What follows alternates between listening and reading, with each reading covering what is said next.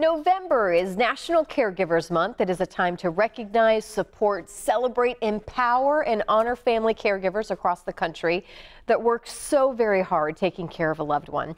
Monica Stinchula is here. She's back to discuss how they are striving to make caregivers' responsibilities a bit easier. We all need help in this. So good to see you. Great to see you as well. We were chatting right before we got started, and I'm like, one of the most important things that always sticks out to me is I feel like so many people don't even consider themselves a caregiver, but this is such a huge number. It's absolutely true. We consider just a part of being a family member. You know, but there's over 40 million unpaid family caregivers in our country today that are providing services that would otherwise, I mean, how would we pay for this in our healthcare system the way it is? What do you classify as a caregiver? I mean, what are these people, what are they doing for their family members?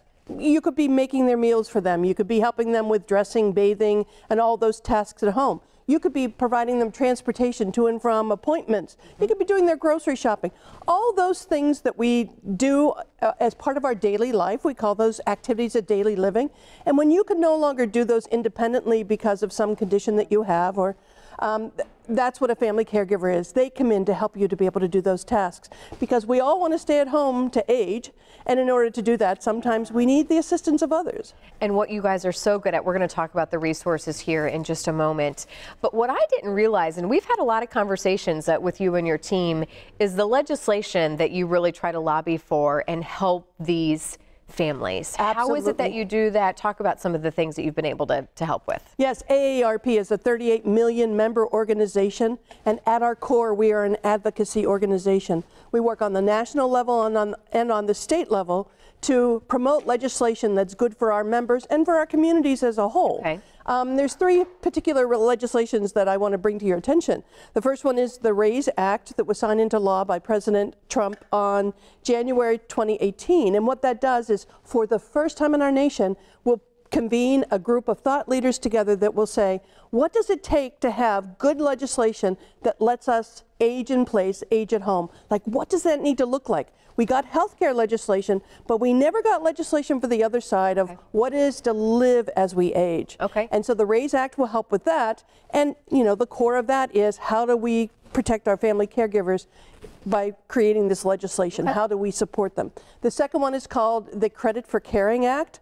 The Credit for Caring Act has been up since 2015, and it will pass one house and then the other. Hopefully this year we can get it to pass both. And essentially what that does is it allows family caregivers to have a tax credit just like we do for raising our children. Oh, yeah. So it would give you that ability to have all of those deductions that we do right now for raising children, because, you know, the reality is 3/4 of all caregivers are spending a great deal of their own money, up to 20% of their own income, caregiving for someone else. And so when you're taking all that money out of your budget that you really didn't plan for, that's a big chunk out of the family budget. And the third piece is the medical tax deduction that's been put forth. And the medical tax deduction is an extension of the health care benefits that are out there now, because, you know, caregivers aren't just caring for people that are their parents. They could be caring for a terminally ill child, for a brother, sister. There's all different ways that we are caregivers today. It's not just one single group that we're talking about. And so this medical tax deduction really helps families to be able to compensate for some of those costs that they have to take out of their pockets today. As we get ready to wrap up, talk about the resources if you can, as quickly as possible. There's so many, we could spend the entire hour talking about it, but what do you really want to highlight before we close? Well, what I want to highlight is AARP has a guide that's free to everyone. If you go on AARP.org, there's a Prepare to Care guide. And it's a great way to get you started, to come up with a plan of what it's going to take to caregive, to really understand all the different tasks, all the different resources that are out there. Prepare to Care guide is essential. I encourage everyone to get a copy of that. That's the first thing. The second thing is we have a program called Careversations, and it's a great program for caregivers to sit down with each other and discuss what's going on and learn from each other. And we really like that. And the third thing is become a volunteer with us. We advocate for caregivers because we know how important it is to each and every family in our country.